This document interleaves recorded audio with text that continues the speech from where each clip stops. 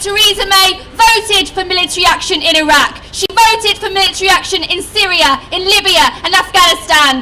And every step of the way, the anti-war movement has been there in opposing these wars. So I'm delighted to introduce Lindsay from Stop the War Coalition to address you now.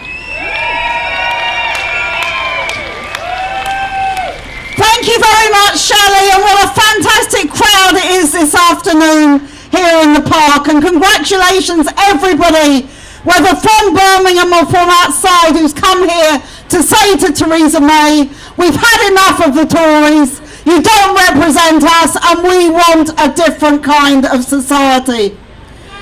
This is 15 years this week since the war in Afghanistan began. 15 years of the war on terror, which has cost billions and billions of pounds. And what has it created? It has created millions of refugees. But these refugees are not welcome here in Britain, here in Europe. In fact, the European Union has just said they will cut grants to Afghanistan unless they accept all their citizens deported back there. Now, what a disgrace this is from the richest corner of the world, that it can take us into war after war after war, but it cannot help the victims of the wars that they've helped to create. And one of the things we should say here today is that these wars have been a complete failure. We had the war in Afghanistan, we were told it was over 15 years ago. We had the war in Iraq, we've had the bombing of Libya, we've had the intervention in Syria. This summer, there have been 4 reports from government sources, all of which said our foreign policy is wrong. The Chilcot report, which showed that Tony Blair is a war criminal who should face justice in The Hague. The report on Libya, which has barely been commented about, which showed that David Cameron did the same over Libya as what Tony Blair did over Iraq, and he should be in The Hague as well. That is 2 out of our 3 last Prime Ministers absolutely discredited over this question, yet the majority of politicians of Labour and of Tories say nothing about this. And they wonder why Jeremy Corbyn is so popular. Because he was there. When we formed Stop the War Coalition, Jeremy Corbyn spoke on that first platform in London.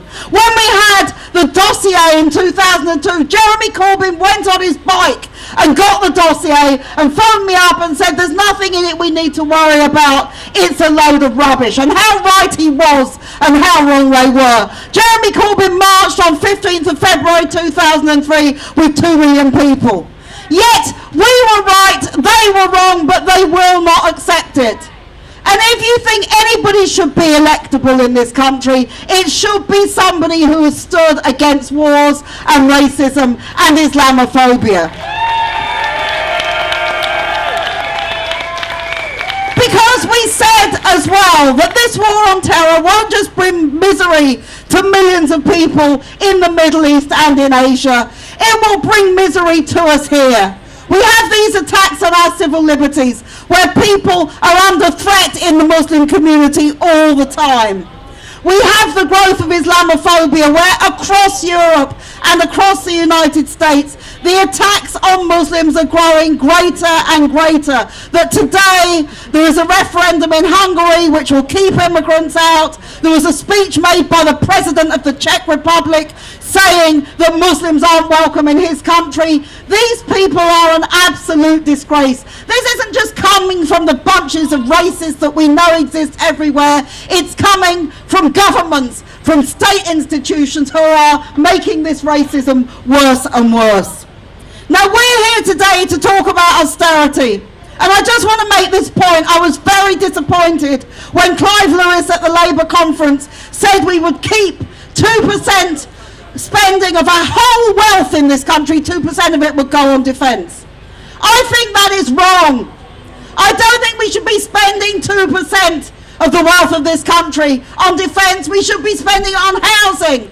We should be spending it on the health service.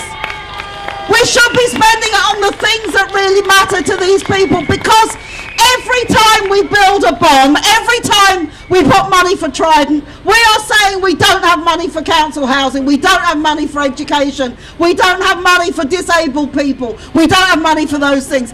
That is wrong. And if we want to build a decent society, it cannot be a society based on wars, based on racism. It has to be a society which is based on providing for the needs of the people who really need things in this society. That's what we're standing for. That's why I'm proud to be here today, campaigning against war, but also campaigning against the war on us. Thank you very much.